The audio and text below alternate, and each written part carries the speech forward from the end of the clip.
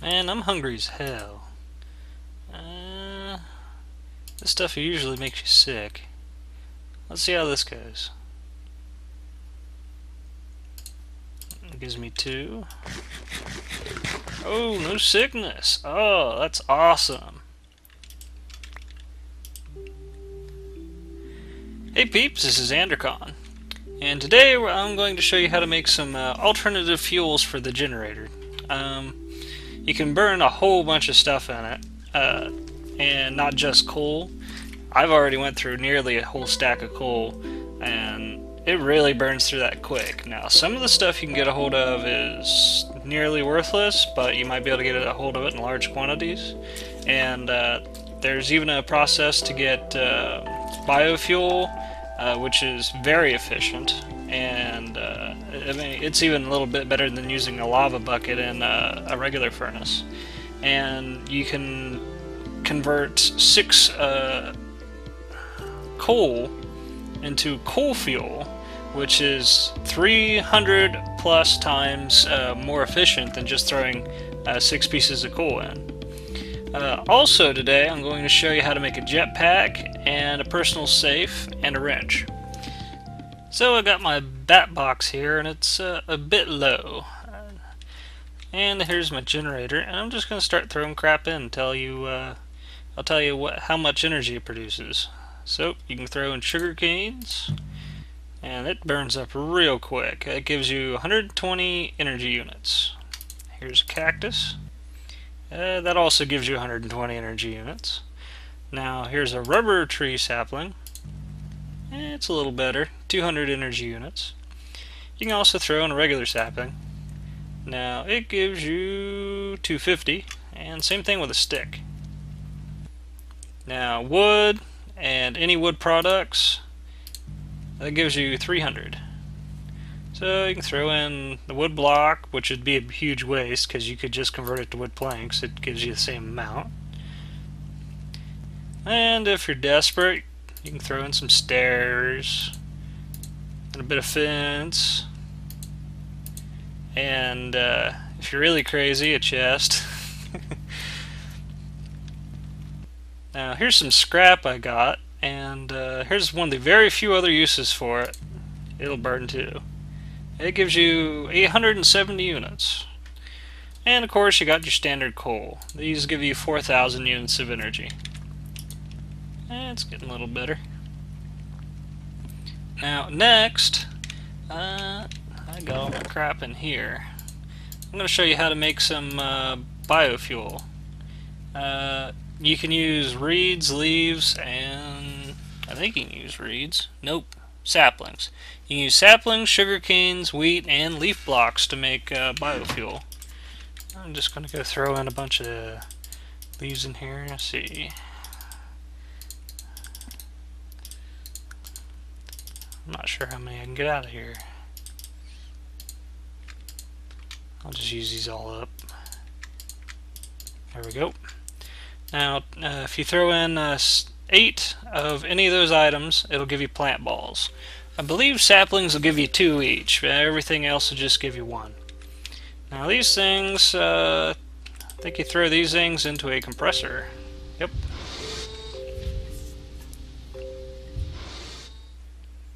And that'll give you compressed plants. Next, you need to put these into cells. These things here, empty cells. To make the cells, you just need 410. And put in a diamond pattern like that, and it'll give you 16 of them. So just throw them in here with in any place, so it'll work. And it'll give you 6 of those. Now these, you got to chuck in the extractor. And this will give you the biofuel cells you need. Yeah, you're going to need 6 of them for to fill up a fuel can. Now to make the fuel can itself, just need 710. Throw it in the crafting table like so, and you get an empty fuel can. And you take that and throw it in the canning machine along with your biofuel. And it'll take it a while to fill it up. It takes 6 biofuels to fill up a fuel can, or 6 coal fuel. And here's my filled fuel can. Now this produces 26,040 units of energy in a generator, and it's going to take a long time to burn through that, but it's going to be nice and well, a little over half full in my bat box when it's done. Now while I die of old age waiting for this to burn up, I'm going to go ahead and show you how to make coal fuel. Now it's very efficient. You got to take the coal and throw it in a macerator to get coal dust. Now that your coal dust is done, you take that to a crafting table and throw it in there with some water. You got to hydrate it, and it ain't working. Let me look at this. I guess you can only hydrate in either 1 at a time or 8 at a time, I believe. So I guess this is going to take a minute. I wonder if this works. Oh shit, it does. Nice. Water cells. Does this work? Nope. Damn. Alright, now that I got these hydrated, I gotta throw them in a compressor. And this will give you hydrated coal, or just H coal. Now these you gotta throw into an empty cell. Just throw them in the crafting table like so, and there's your H coal cell. And you gotta throw these into the extractor. And this will give you your coal fuel cells. It might be a bit involved to make this particular fuel, but I'd say it's well worth it. I'm going to go ahead and get my empty fuel can back from the generator. And let's see, I gotta put this stuff in a canner.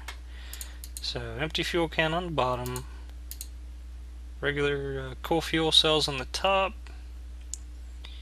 and in a moment it'll give me a full fuel can.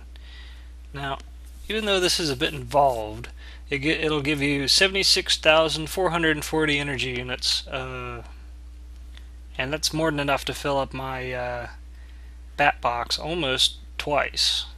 Also, you can use these to fill up a jetpack, and I'm going to make a jetpack next. Keep this for later.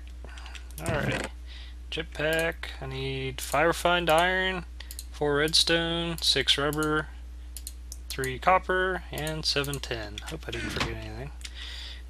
So I'm going to start with the electronic circuit, which takes 6 cables, 2 redstone, and 1 of the refined iron. There's your circuit. Next, you need another empty fuel can for this. It goes back in the center. Electronic circuit at the top, I think. So is this it? Yeah, that's it. This will give you a jetpack. There's 2 types of jetpack. There's a rechargeable jetpack that's electric, or takes energy units, and there's the fueled jetpack. They act a bit different. I've never used the regular jetpack before. Now, let's see if I can figure out how to fill this thing up. Let's see, put this in here and that there. No? No? Maybe if I put this on and use this. How do you fill this thing up? No, that don't work. Huh. Well, according to the Industrialcraft wiki, there's a way to fill up a jetpack with a filled fuel can. Isn't that cute? But it's wrong!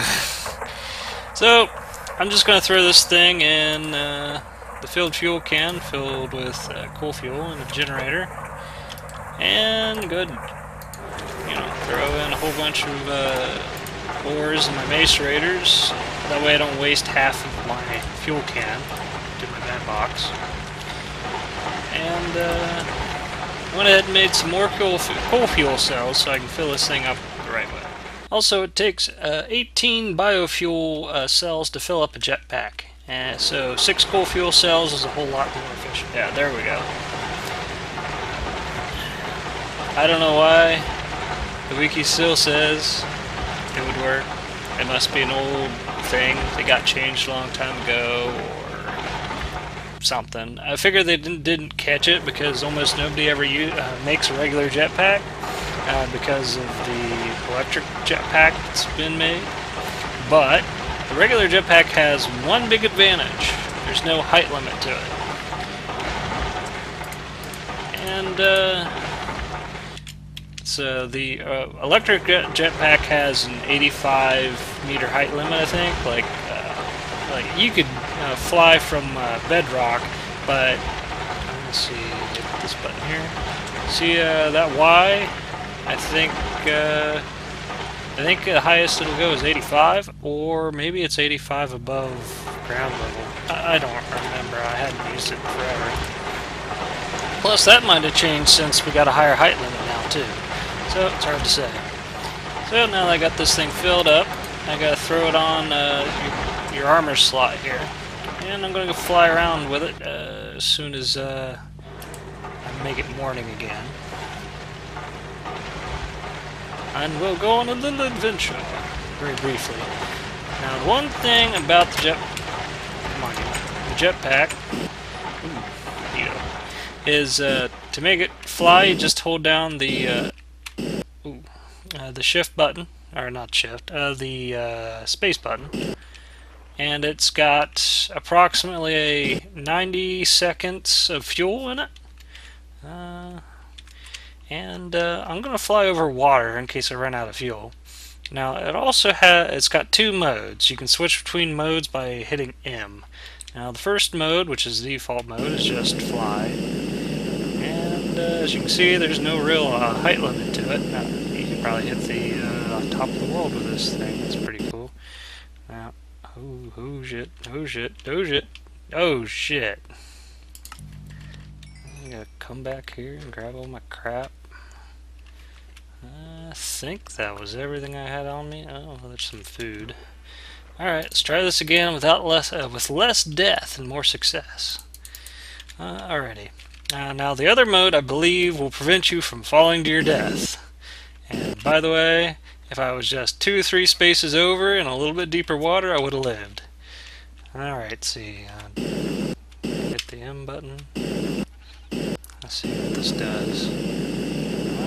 Well, I hit the M button. Maybe I hit it twice. It was the M button, right? Yeah. It's capital M? That wouldn't make any sense.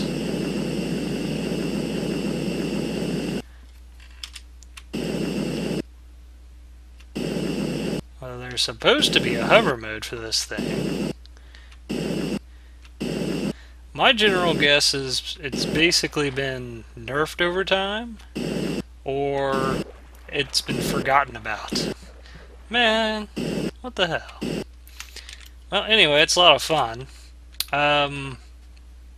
I'd say one good use for a jetpack in general is to get out of the depths, but you'd probably want a mining laser to go with it.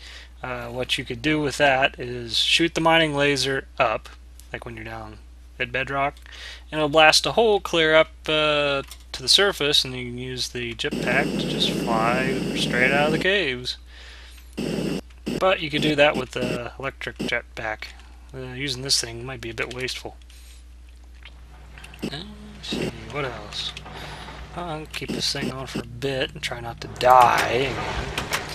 Alright, now the next thing I'm going to show you is an interesting storage device. It's called a personal safe. Let's see, it looks like I need to make an electronic circuit for this. Now the personal safe, I believe, stores more stuff than a regular chest does, and I forgot redstone. And if you're on multiplayer, where the hell can this stuff go? Oh, there it is. If you're on multiplayer, you can lock the chest. I believe the first person to open the chest basically claims the chest, and nobody else can open it except you or the admin. Alright, Also, you need a machine block. And one extra chest. There we go. There's a personal safe. So I'm going to throw this thing right here. Yeah. Now the thing about the personal safe, it's got, I guess this is a double chest size? Yeah. A double chest size in one spot. But if you put two of them next to each other, they don't combine. So you could basically put twice as much storage in the same area if you wanted. I think you can put them right next to each other. Now, after you've opened this thing once, if you're in multiplayer, it's yours. Nobody else can open it but you.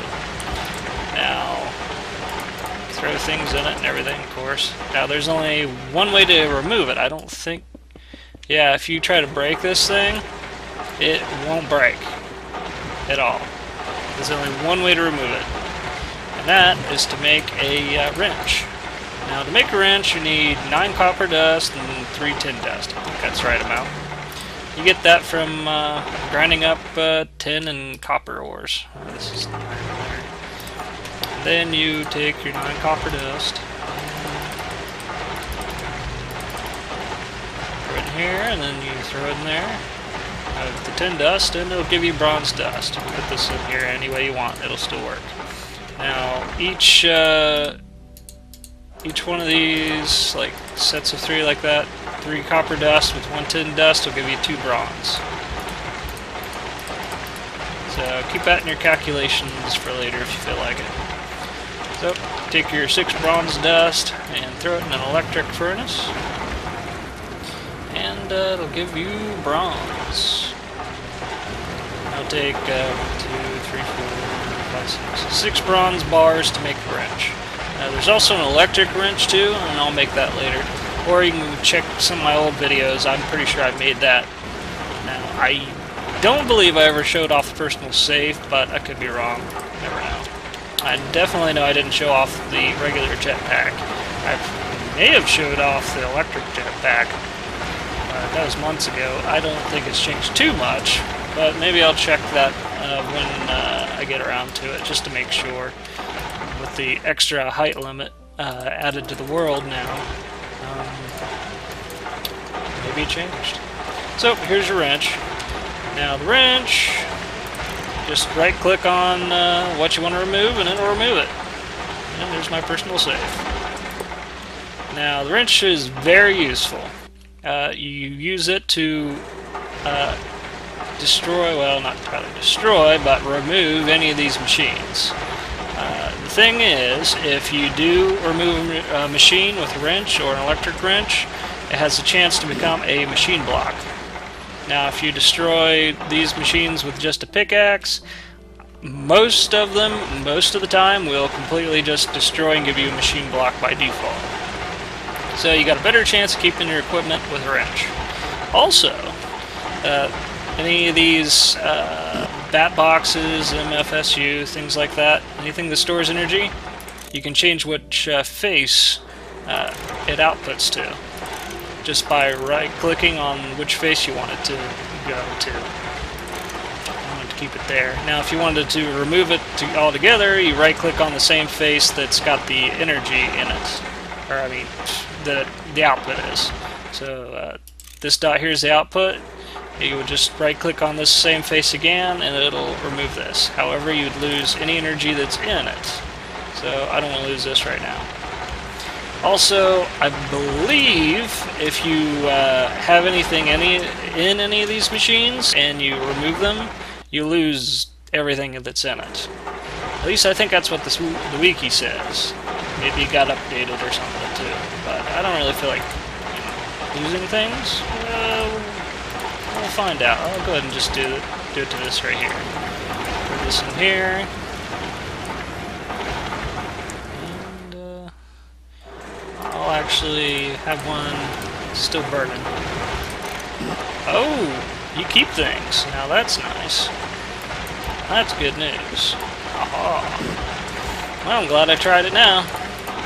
And I even kept my furnace. I'm happy about that.